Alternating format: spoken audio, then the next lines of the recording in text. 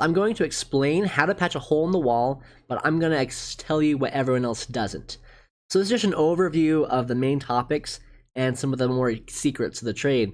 But at the end of this video, there's going to be a playlist that shows up, and that'll show you all the different types of mudding and all the different situations. Please check it out. So to do this job, you're going to need some kind of compound, a mud, a putty. In the description below, I'll put a link to some of that. You're going to need some kind of mesh covering. You're going to need a knife to cut the drywall. You're going to need a 12-inch and a 6-inch mudding knife, which is pretty much just a piece of metal you use to scrape the mud smooth once you put it on the wall. You're going to need some drywall if it's a big hole, some screws, and a piece of backboard. And this backboard can be anything that you can drill a screw into. So when you go to choose your mud, you're going to have to remember that there's many different things you can use. For small holes, I've even seen people use toothpaste. But the general rule is you get what you pay for. If you want a high quality mud, if you want it to look good, you have to pay a little bit more money.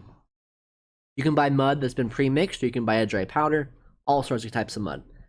There's generally 3 types of mesh. There's an actual mesh, looks like fabric with holes in it. That's the main type that I use and I've seen people use for small holes. There's a paper mesh, and then there's a paper with metal mesh. And the paper with metal mesh has metal inside the paper. This is usually used for corners though, so if you have a hole in a corner, you're going to want to use that. Metal mudding knives are the best. If you're going to do a big job, I would say get that. So if your hole is 1/8 of an inch or smaller, so let's say it's just like a nail hole or something like that, all you need to do is add mud. Like I said, I've seen people use toothpaste for things like this.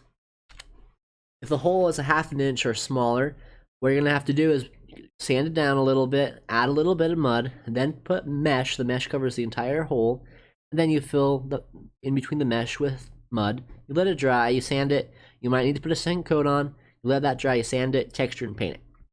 For bigger holes though, what you have to do is you have to get a piece of backboard, which could just be a 1x1 stick, a small piece of plywood, paint stick, like paint stirring stick. What you do is you put that through the hole so it's on the other side of the wall. And then you hold it there, and then you adhere that to the back side of the wall. You can do that with some glue. There's lots of different products. I usually just put screws into it. That's the easiest and cheapest way.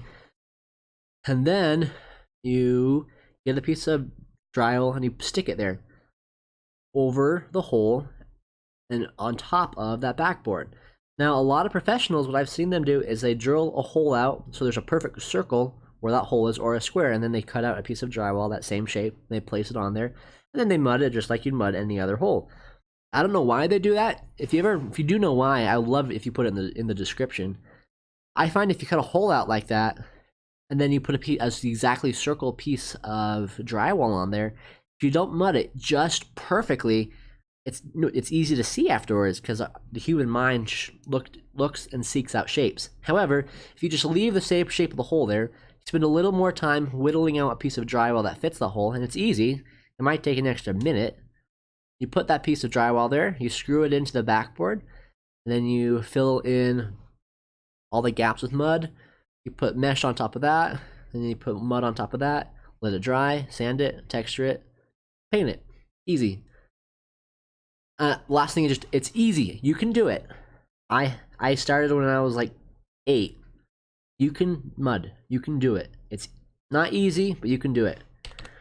So here are a picture of all the things you're gonna need. If you buy the actual mud in a mud form, you don't need the stirring stick. But in the description below, I'll have a link to this.